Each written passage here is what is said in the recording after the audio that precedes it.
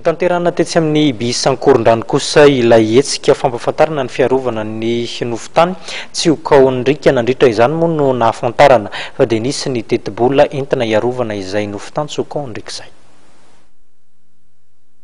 Vola mitetina 5 tapitrisa euro no entina amatsiana ny fanatanterahana ny hidrafitrasa mikasika ny fiarovana ny nofotany tsy ho kaonrika na ny plae mandritra ny efataona. 900 izany dia efa amatsiam-bola avy amin'ny Masivo Allemana amin'ny alalan'ny KFV ary ny 200 avy amin'ny fitondram-panjakana izay soloan'ny ministeran'ny fambolena sy ny fampiroboroboana ny ambanivohitra.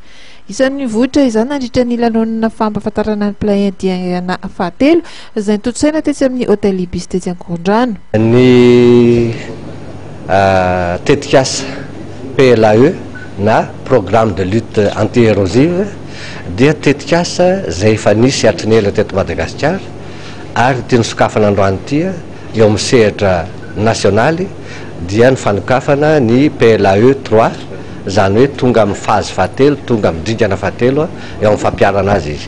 Ny zava-dehibe amin'ity tetikasa ity dia fitiniko amin'ny teny tsotra telo angamba. Ny voalohany dia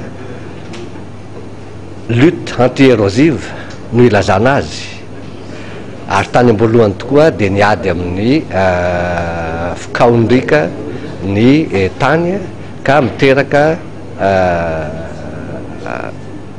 fahasimbany tanimbary na ny tanimboly aty ambany ary fiarovana ny bassin versant na ny tendrombohitra misarona n'izany tanimbary zany no tena natao antonasa.